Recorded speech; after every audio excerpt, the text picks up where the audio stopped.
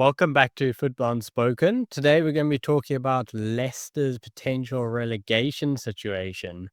In getting into that, we've got a trivia question for you, Rob. My trivia question is, what was Leicester's biggest sale, as in the player they've sold for the most amount of money? Um, it's I was initially like, oh, it's gonna be Mahrez or Conte, but I'm actually fairly certain it's a centre back, isn't it? Is it Morgan? It's not Morgan, it's Harry Maguire. Yeah, that's it, man. I keep forgetting about Harry Maguire. I knew it was a centre back because it's a big thing of like Mahrez and Conte are the big ones, but no, I forgot how much money Maguire went for. I will say.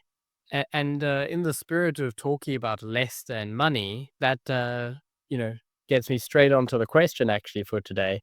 So Leicester are struggling in a relegation battle this year, but my question is, if Leicester were to get relegated, would they be in a worse financial position than other previously relegated clubs? I I think they'd have to be just based on the situation they're in, where they're in trouble for the financial breaches, and it's was it in the Premier League, was it in the Championship, and so there's a bit of a brawl going on there. That's such a problem, and not being able to have the Premier League money coming in on a regular basis is just going to expound that situation. Um, so they're definitely gonna have problems. Will it be the worst problem of all time? I'm not entirely convinced on that, because you look at teams like Bolton and Bolton, Wigan, those teams who went straight down and down again because again they were also with financial constraints. So I'm not convinced, is what I would say. So here's the thing, you spoke about it already. When Leicester went down to the Championship and the Championship tried to apply the EFL rules to them, they said, no, no, no, the last few seasons we were actually in the Premier League, so it doesn't count. And then when they went back up to the Premier League and the Premier League said, okay, but the last 3 years you guys have had X amount of losses, you're not allowed that. They said, no, no, no, one of those seasons we were in the Championship, so it doesn't count. So they've played both sides here to be able to sort of dodge all of the sort of financial repercussions of their actions. But my question is, my follow up is exposing that going to be actually the beginning of the end for Leicester, in the way that when they drop down to the Championship, or if they drop down to the Championship, the EFL are not going to be as lenient with Leicester this time around? Well, I think in terms of it's going to come down to bylaws and things that much smarter people than I will talk about, because I think the whole thing is that I don't think they've closed that loophole yet. I don't think that's a bylaw that's been closed, because technically the way it does work is it is 3 years in the Championship or 3 years in the Premier League. It's going to come down to how well the bodies are able to deal with it, is what I would say. And I'm not entirely convinced that they're going to be able to deal with it very well. What is the average wage bill, or the top end of a wage bill in the Championship, compared to Leicester's current wage bill? So currently, Leicester have a Premier League wage bill of about 1.3 million a year, which is not even that high by Premier League standards, to be fair. They're actually only 14th out of the 20 clubs in the Premier League. But in a Championship sense, so we obviously know there's a drop off, but in terms of how big is that drop off, Leeds have the biggest wage bill in the Championship, and that's only 700,000 a year. I do say only 700,000 if that's a small number, but that said, it's about a 45% drop that Leicester would have to incur just to be the highest spending wage bill team in the Championship.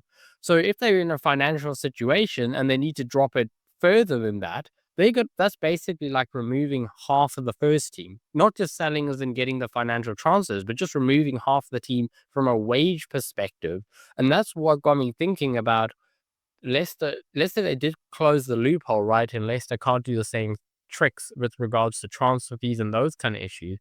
But maybe on the wages, a trick they could use, or they might have to go down the route of, is doing something like selling players and signing new ones. The new ones they sign, give them a small wage, right? 10 to 20K a week, something that's small, with the writing in the contract that as soon as they get promoted, that wage would jump from 20K to 80K or something like that, literally 4 times the amount. And Leicester would have the strongest squad in the league, maybe with one of the top managers. They're almost certainly going to go back up.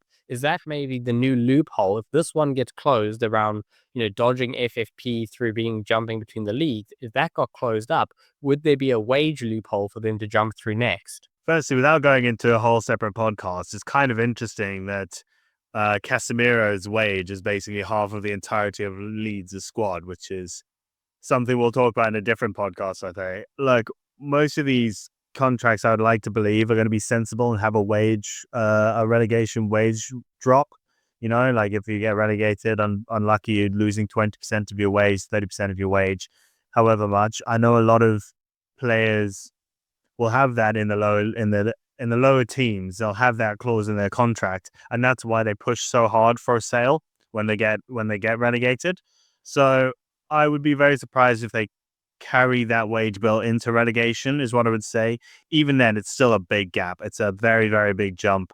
And in terms of signing those on, I think your only hope there really is to sign young players, because I can't imagine, for example, a Kieran Trippier in like his early 30s, late career years, where he's prepared to run the risk of losing 80,000 pounds a year just in the hope that they go back up. Because at the end of the day, really, like, the championship is still a very competitive competition. And you don't see that many yo-yo clubs at the moment. You're not seeing too many clubs who are going up one year, down the next. What tends to happen is they go down for 2 or 3 years, and then they have to come back up.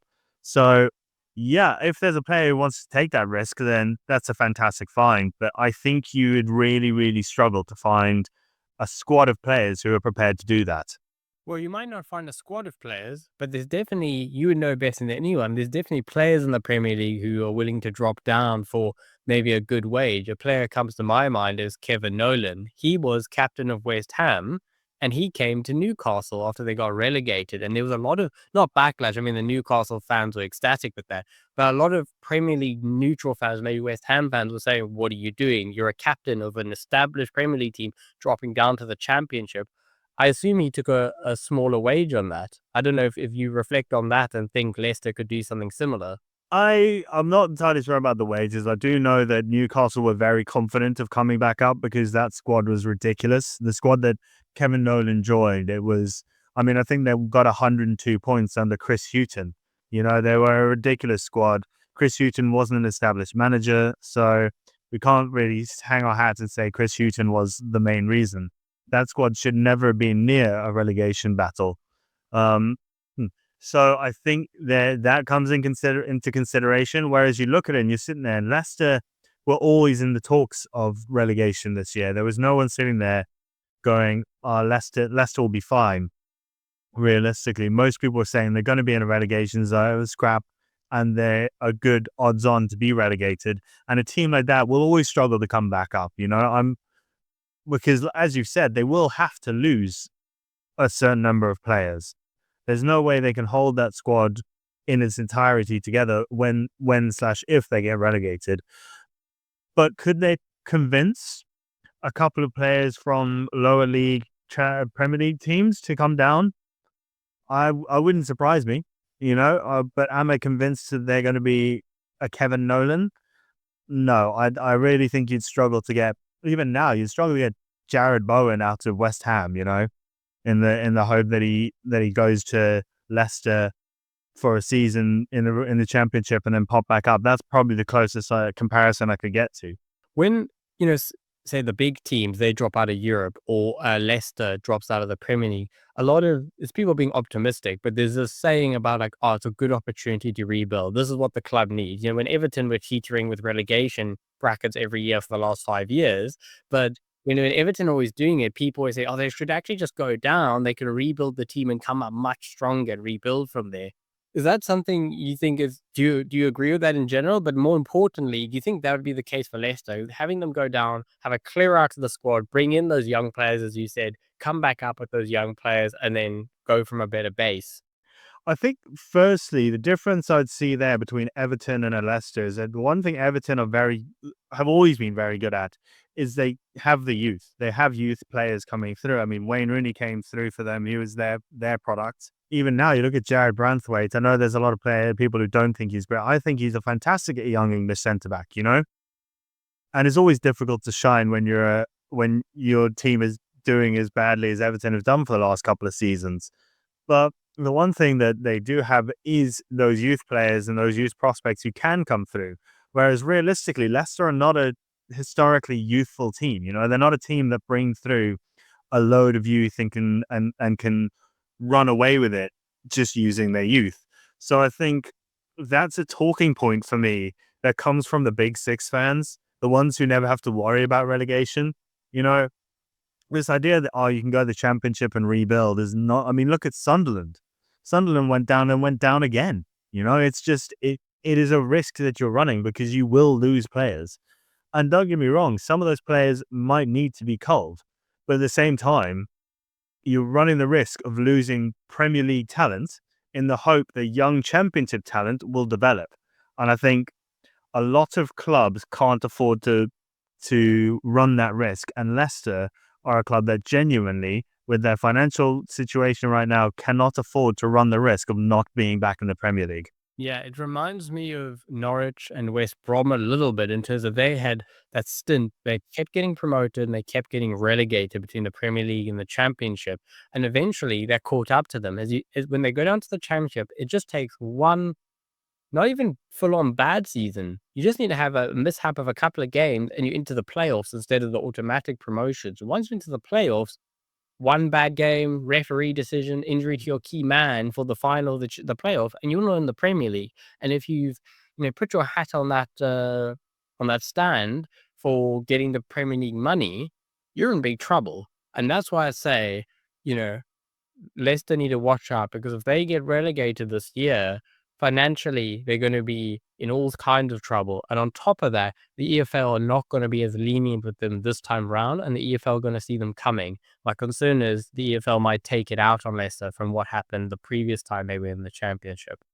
Anyway, guys, this has been a great conversation about Leicester's financial situation. Would love to hear what you think if there's something we didn't touch on in the conversation, or you have a football unspoken controversial take you'd like us to discuss. Until next time, this has been Football Unspoken.